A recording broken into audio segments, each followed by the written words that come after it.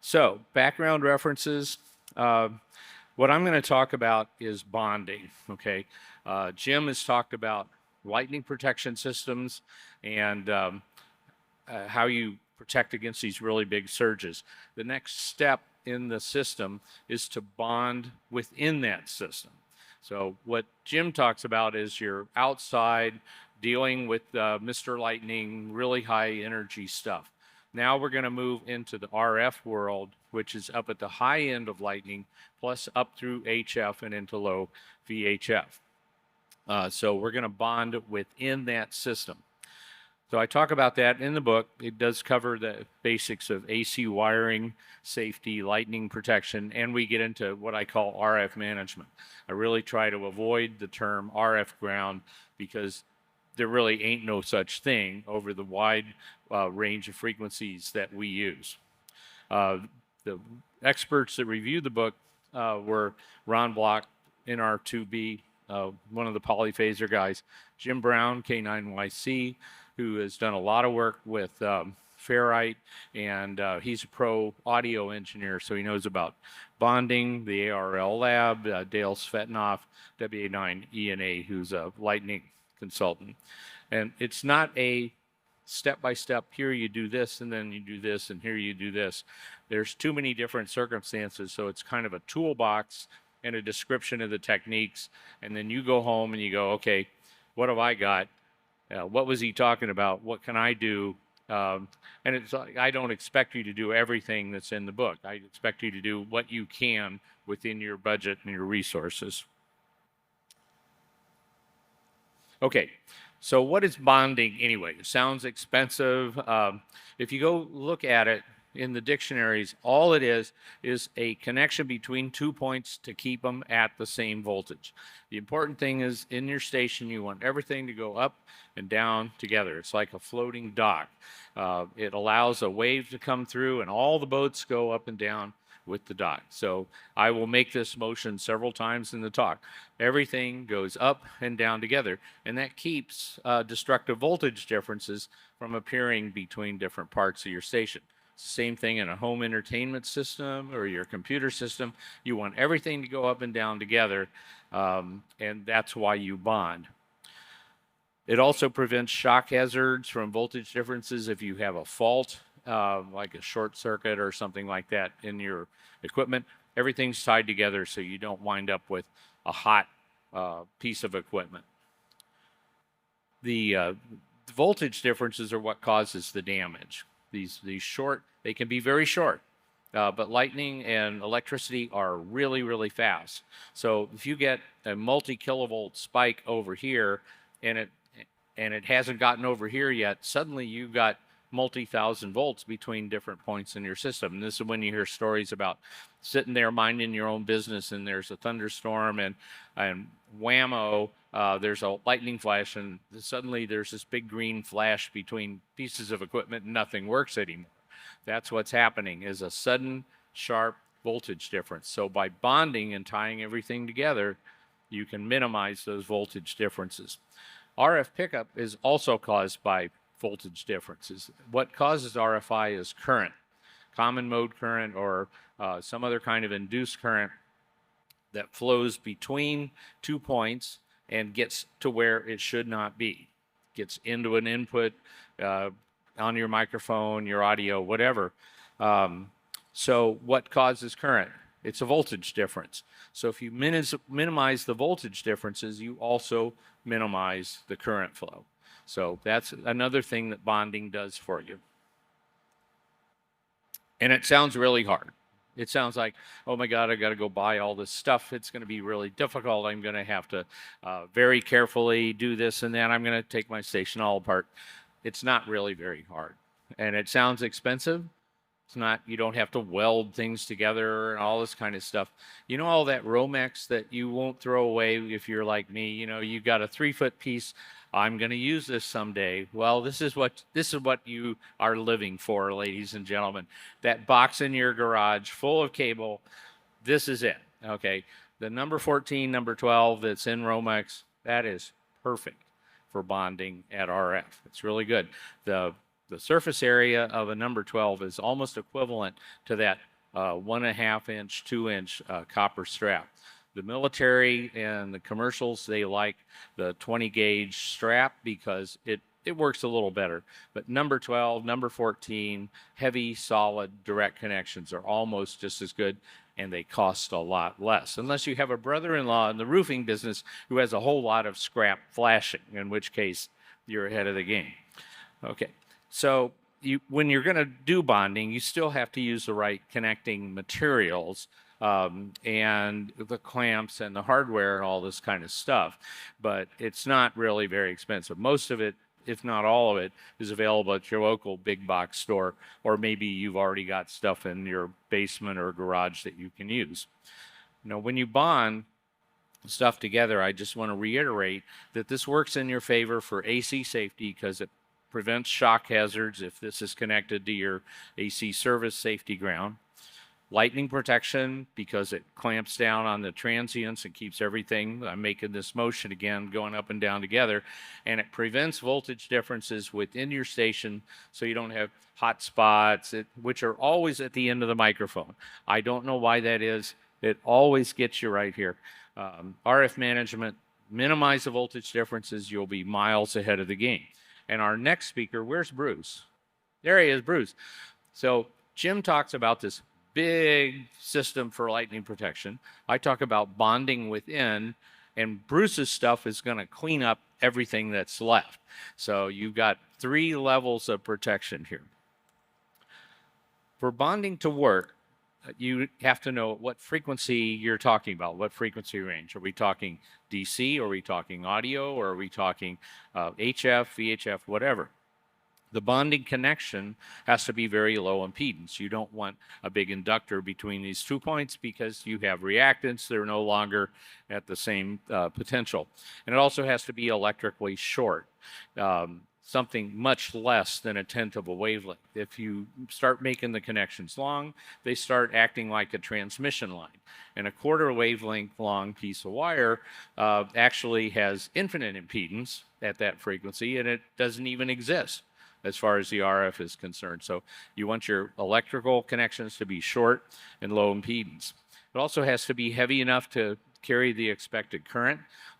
If you're getting into lightning protection, the NEC and your local building codes will tell you what the minimum wire size is to use for this. And that's so it doesn't blow up and vaporize. I used to work for a defibrillator company, and one of the fun things we do at lunch is take a piece of number 30 wire wrap wire and discharge the defibrillators through it. Makes a great green lightning bolt. It's really good, very loud too. Also frowned on by management, but we won't go there. It also has to be sturdy enough to survive the environment. Inside your station, that's not a big deal. I would recommend that you use something a little sturdier than the Mission Impossible clips, you know, but it doesn't have to be sheet steel or anything like that. But outside, Jim went through a list of number 10, number 14, whatever. It has to be sturdy enough to cover for frost heaves, and when you're digging around, basically it has to be heavy enough to jam the rototiller when you forget that it's out there and you put the garden in over your radio field. Don't ask me how I know this, okay? So it has to be heavy enough. You're going to drive over it, you're going to dig around it, all this kind of stuff. Use the heavy stuff and go out and ask the electrical supply houses what everybody in your area uses. That'll be the cheapest stuff, even if it's a little heavier than the minimum you need. Number 6 is very common. You can order spools of it off eBay, split it with your friends. Have it around so that you don't think twice about doing the right thing. Use the big stuff. Inside your ham station, we've already talked about this. Strap 20 gauge is the commercial and military standard. They have a bit bigger budget than we do, but heavy wire number 14 or larger works very well as a bonding connector. If you've got to move your equipment around frequently, like it's mobile, it's in a rack, you're moving, sometimes in your car, use the flat weave tinned braid. If it's going to be outside, protect it. You can get plastic jacketed braid. You do not want water and corrosive chemicals to get in that braid. Because all of us have this tendency, well, we're hams, so we're cheap, okay? And we don't want to just throw away old coax. So it's like, wow, this is a great connector, right? So I'm going to take the jacket off and I'm going to loosen up the braid, and then I'm going to use that as my grounding strap. It'll work great for a little while, and at DC you'll get really low resistance. But what happens is you look at it carefully and it's got all these wires that are braided together. What that jacket does is it compresses them together, holds the connections pressure against each other, and it protects them from oxygen and water. Both are the enemies of copper. So the minute you take it out of that jacket and then you loosen it up so you can get it off the center insulator, right, it starts degrading. So if you want to use old coax as a grounding conductor of some sort, leave it in the jacket. Just use it as a BAW, big ass wire, okay? And waterproof it at the ends, put a terminal on it. That's a really good conductor, but don't take it out of the jacket. If you've got to use a braid, use the flat weave tin stuff. You can get it from a number of vendors here. You can get it from auto parts stores, protected strap. Keep it out of the water, keep it away from chemicals. Here's the single point ground panel. Jim probably talked a little bit about the single point ground panel. This is where you mount all of your protectors for your station. That includes AC, it includes stuff like phone, data service, cable TV, satellite TV, and your AC. Everything mounts on this one panel. And then that keeps all your protectors together so that they all fire at the same time and everything goes up and down together. You got two big bundles of cables coming in. You've got your unprotected. Keep them away from the protected. If you don't, lightning will jump around your protection and keep right on going. So even though it looks nice, if you bundle everything together, don't do it. Make two nice looking bundles, okay? And everybody that comes to your house, every service company is required to make a ground connection, and you make it easy for them to connect to your system perimeter ground or your ground panel. Put your entry panel near the AC service if you can. It seems like it's federal law that the AC service is always on the other side of the house as far as possible from your shack. So then you've got to have your outside perimeter ground like Jim was talking about. But everything on your entry panel is right together. Here's the point is to bond all of the entry paths together. So you have a common ground path, and that connects to everything that's outside your house. Very important. Don't run this stuff through your crawl space or your attic. Don't invite Mr. Lightning into your house, okay? What Mr. Lightning wants is a big, heavy direct path to the earth. Give it to him. Okay, but keep it outside the house. And it's the same thing for RF. All the RF paths you want bonded together so that you can control the voltage and everything goes up and down together. And I want to reiterate that this includes your non-RF paths like your data services and the AC safety. Okay, here's some pictures. Here's what we're talking about. This is a big aluminum panel at K4RO. He lives west of Nashville on a nice big hilltop, and Kirk was losing equipment every time a thunderstorm came through. Something got blown up, and he got tired of that and put up a big aluminum panel. His shack is directly above this. He's got like a 2-level house. He drives into the garage, so this is like in the basement, and his shack is directly above this. And up at the top right, you can see a big wire curving around and going outside. That's his ground connection to his perimeter ground rod outside. So everything associated with his antenna system, even if it doesn't have power, is mounted on this panel. The switches, the filters, the stubs, everything. And then the protected stuff goes up through the floor to his station. And since he installed this, he's lost exactly 0 pieces of equipment. He doesn't have those destructive voltage differences between pieces of equipment, and so they don't get blown up. And here's in my station, I have several single point ground panels because I live on a hilltop as well. And when I bought the property, I noticed a lot of the trees had burn marks on them. So I said, well, I'm going to get hit. So there's a small single point panel at the bottom of each tower. There's one in what I call the sacrificial barn, and where all the cables come up. And then there's one right in the station. So it's a big metal rack, and all of my antenna switching stuff and the amplifiers and the rotator controllers and all that stuff is in one big rack. And it bonds it all together, and then there's a BAW to each one of the two operating positions, and one BAW that goes outside to the perimeter ground, which is around most of the house. And the AC services, of course, on the other side of the house. If you look in the back of the panel, that's my power and protective wiring right there. I've got switching. I've got a web-controlled power strip. I've got my amplifier, 220. Down on the bottom, I've got one of those dual line antenna protectors that when you remove power from it, it shorts out the input to the radio and opens up the connection to outside.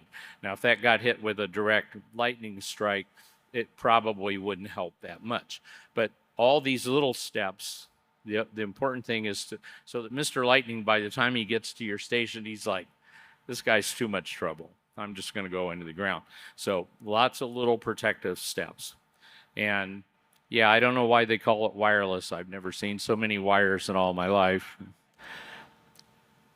I urge you to go and look at Ron Block's QST articles from 2002. They're publicly available whether you're an ARRL member or not.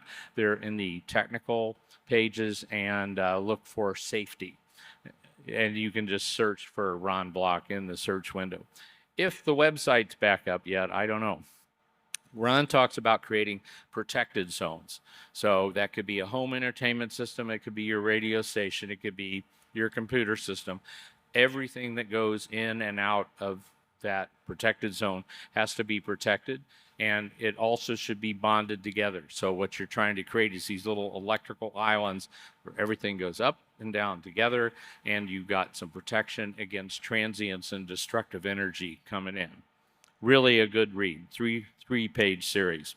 Okay, the next thing to remember is that absolutely everything in the station is an antenna.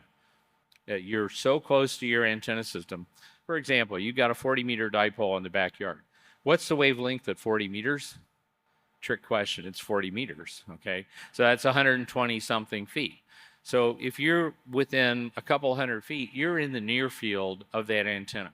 And everything that conducts energy, conducts electricity in the house, the AC wiring, your ground connections, your jumpers, the microphone, everything is an antenna. So you can't just find a 0 volt point and clip to it and you're like solve all your problems. Doesn't work that way. So we forget about an all-band RF ground. The frequency range for hams is way too broad. It goes from medium wave, 1.8 megahertz and lower, all the way up to literally light. So it's a service. We're kind of unique in that regard. We have the widest possible frequency range and the lowest possible budget. Okay, so you just have to use what you've got. So forget about trying to create an RF ground, magic 0 volt point. Concentrate on bonding. Create some kind of a bonding system in your station that works for you, ties everything together with electrically short connections. If you can avoid it, I know how it is. You know, you've got your radio, it's on the desk, it's up against the wall, and you want to make some kind of ground connection. So you've got to make it long enough so that when the radio is pulled out, you can make the connection, right?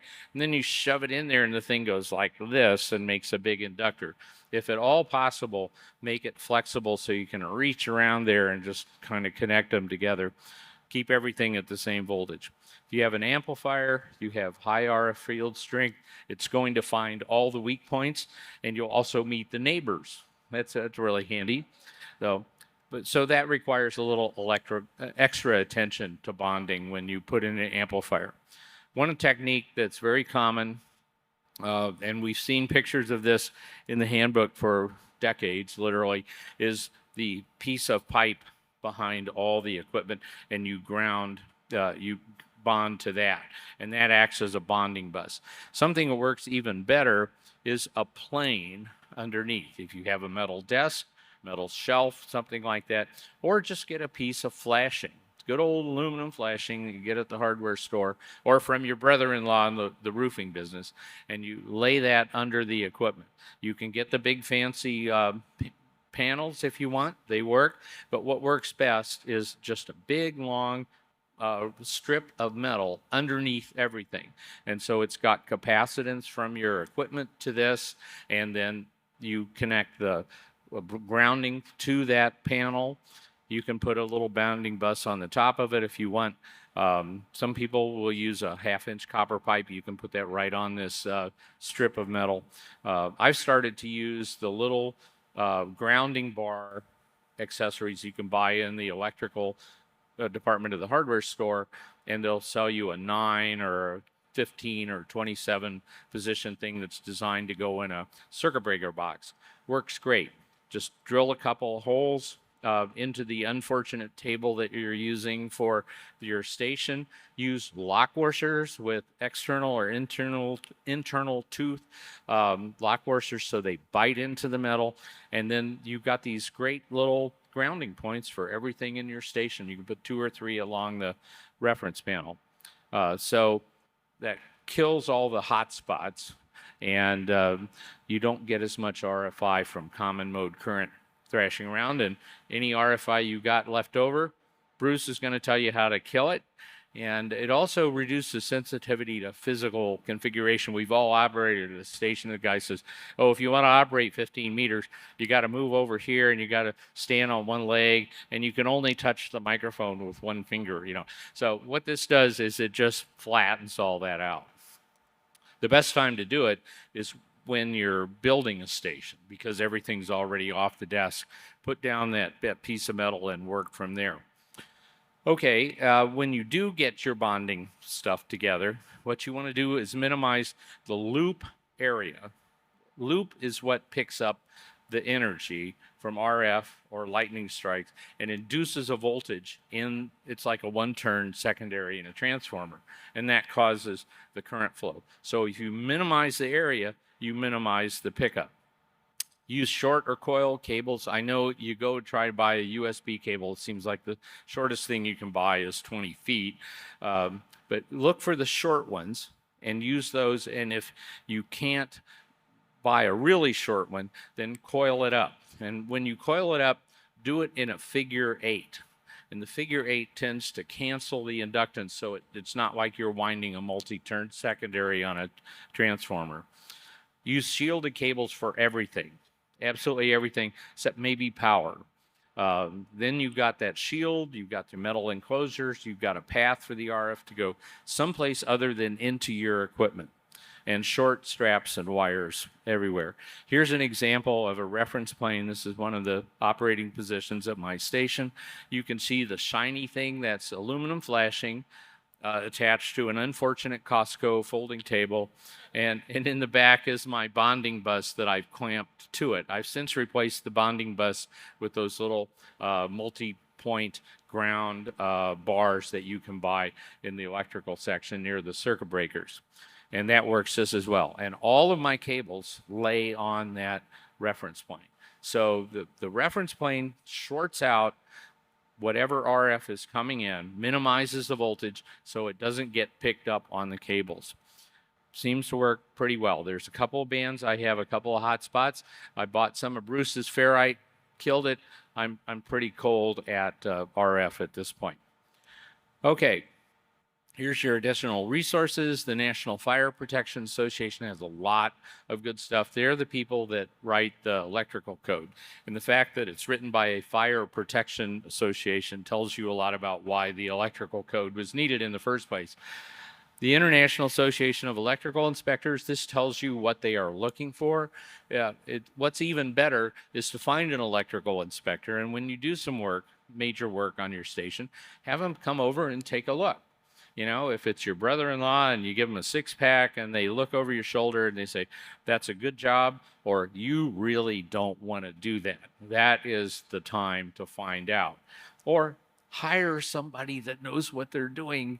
You know, I know we're all ham radio operators, and by definition, we know everything about everything electrical. But once it gets complicated, or you start doing a separate out panel, a separate circuit breaker panel, especially for outbuildings, you can create significant electrical hazards. So if you don't know what you're doing, please, please, please find somebody that does, so you don't hurt yourself or burn down your house. Mike Holt, Jim mentioned those.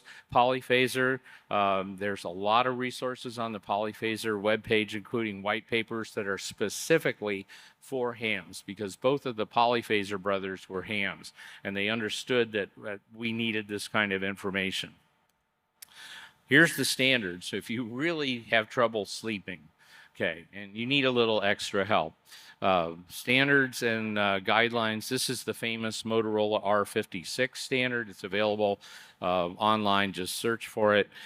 You don't have Motorola's budget, but this is designed for large communication sites. And you can look at the pictures and look at what they're doing, and you go, well, you know, I can't do that exactly, but I can follow these general guidelines, and that will get you a lot of the way there.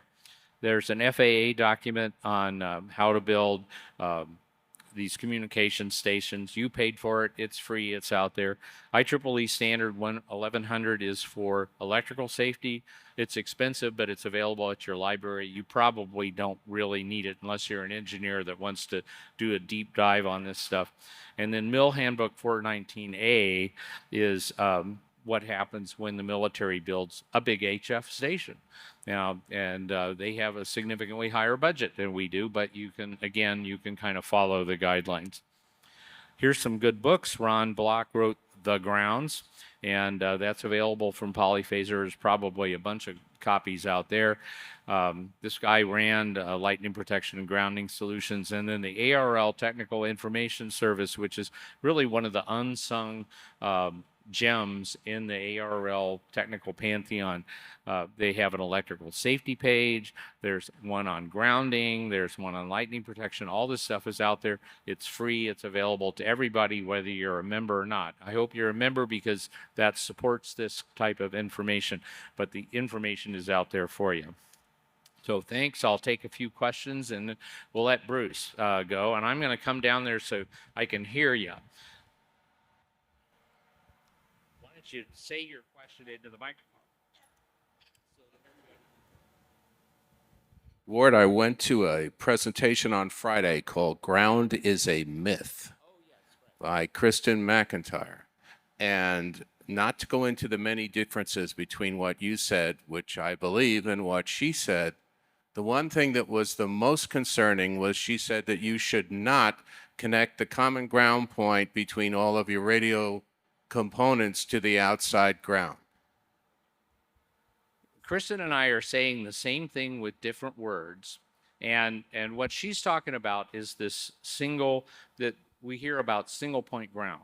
Okay, the original use of that was from electricians trying to prevent error currents and circulating neutral currents and other things. Okay, so Ham's got this notion that, well, I'm going to connect all my stuff, no matter where it is, to one single point. Problem with that is you get these really long connections, and they're useless at RF, and it can actually cause problems. So that's why you bond everything together, and then you connect it with a single connection. Am I going to have to talk to Kristen? Okay, I'll talk. Because God knows, I heard somebody else say it. I certainly could have misunderstood what she said. But I very clearly remember her saying that you need to bond everything in the shack together, but you don't need to connect it to the outside single point ground. I'll have to talk to Kristen. Okay. Yeah, because you've got to bond that stuff all the way through your system. Otherwise, you create these points that suddenly diverge dramatically in voltage. See, Kristen doesn't live in a lightning area. She lives in San Francisco. If she lived in Florida, she would never, ever say that. Okay. Yeah, come on up and say the question so that everybody can hear. You go your question. Yeah. Most of your discussion was on the internal grounding system and bonding. Do you recommend, or you didn't mention anything about exothermic welding for external bonding? Oh, my favorite, exothermic welding. Okay. How many people have used a CAD weld or a one shot? Isn't it fun? Oh, yeah. You know, I remember looking at the video. It's on KF7P Metalwork website about how to do this. And he lights it off and suddenly, woof, you know, and I thought, oh, they must have speeded that up, you know. No, you know, you put this little mold on your ground rod, you put the wires into it, you pour in the stuff, and then you put in the lighting powder, and you hope the wind doesn't blow it away. Here's a tip.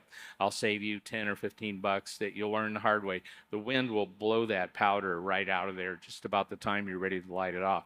So, and then you can use a sparkler or a little sparker, and it goes from 0 to 2,000 volts like that. Okay, what you wind up with is a big ball of molten metal inside this little ceramic mold, and you're using number 6. You've got a 1/2 inch ground rod. It's all one big welded thing. You'll never have to worry about digging it up to inspect it. It'll never loosen up. It's great stuff, but you got to use exactly the right mold, or the hot metal will leak out. So if you've got 5/8 inch ground rods, you got to use a 5/8 inch mold. If you're using number 6, you got to use the number 6 mold. They've got a million different versions of this stuff, but any electrical contractor will have what you need. DX Engineering sells them, KF7P, all that kind of stuff. Fun stuff, and you can bury it and you'll never have to worry about it. You were talking about using a plate on your shack. As far as cheap, can you use window screen? Does the mesh make any difference? It doesn't have to be solid. If you've got brass screen, if you've got you go out and you find metal shelving that's got a mesh or something, that works great. The point is to get the holes much, much smaller than a 20th of a wavelength, and then it begins at the highest frequency, okay, and then it acts like a solid thing. N0 and I has a big station in Iowa, and he went out and bought surplus restaurant racks, which are those, chrome-plated things. It has a lot of ventilation for the equipment, and he can bond it all together, and so he's got a big solid metal bonding thing. Who's next? I'd like to return briefly to this topic of shacks on the second floor. And I'd like to revisit a point you made about reliance upon, rather than a big strap, an inductor, reliance on the actual braid and the multiple coax lines you're running up there, right? With respect to that, this is a two-part question. With respect to that, does it matter at all what type of connectors you're using on the coax? I mean that both with respect to UHF connectors versus N connectors, and I also mean that with respect to whether you're using a clamp connector or using soldered connector. That's the first question. And the second question is, in my case, we're locating the single point panel right now on the ground. Shack's on the second floor. There's a big piece of gutter that runs right down the corner of the house within a foot of the panel box where the single point panel is going to be. Now that gutter is not connected to anything, right? Is that a problem? So those two questions. I'll try to remember both of them. Okay, the first one, does it matter what kind of, if you're going to use the feed lines as a grounding connector, does it matter what type you use? PL259s and N connectors are just fine. Okay, you do have to ensure that they are properly crimped or soldered. But the main conductor is the outside of the shield, and that would depend on the size of the coax. But anything that we are going to use outside RG8X, RG58, 59, or 213, 8, etc., will be perfectly sufficient. The important thing there is waterproofing, weatherproofing. Do that right so that water can't get in there. Water is the enemy of RF. Second question was, If I recall correctly, you've got a big gutter, outside metal gutter, something like that. I wouldn't try to use it unless it's the really expensive copper pipe type stuff, in which case you've got more money. You wouldn't be here asking me these questions. Okay, so the idea, I would not use the aluminum standard gutter as anything. Here, come on back up. The intent of my question was whether or not, in a lightning strike situation, the floating inductance of that gutter in close physical proximity to the single point panel box is a problem. Yeah, mutual. Does it couple in? Not really. You've got two big, essentially parallel conductors. You've got your feed line bundle, and then you've got this thing over here. I wouldn't worry about it. I wouldn't try to tie them together. One thing you do need to watch out for with metal gutters is bad contacts. And the older ones, you know, they sheet metal screw them together. And if those corrode and you're in a high RF environment, like close to an AM station or, you know, while you're transmitting or something like that, those will act as nonlinear junctions and they will generate all kinds of harmonics and mixing products. I used to live on an island with 7 high power AM stations. And so I learned a lot about that kind of thing. Barbed wire is bad. Metal roofs are bad. But, you know, if you're not in a high RF environment, or if you're not trying to use a transmitter while you're receiving, when you start doing SO2R and contesting, you learn a lot about harmonics and wideband noise and all this other stuff. When you're just using one transmitter and you're not listening while you're transmitting, it's not a big deal. Field day's a problem, multi-op stuff, EOCs, all these kind of things where you have transmitters and receivers at the same time. You've got a lot of work to do to clean up the stuff. But to your point, I wouldn't worry about that gutter.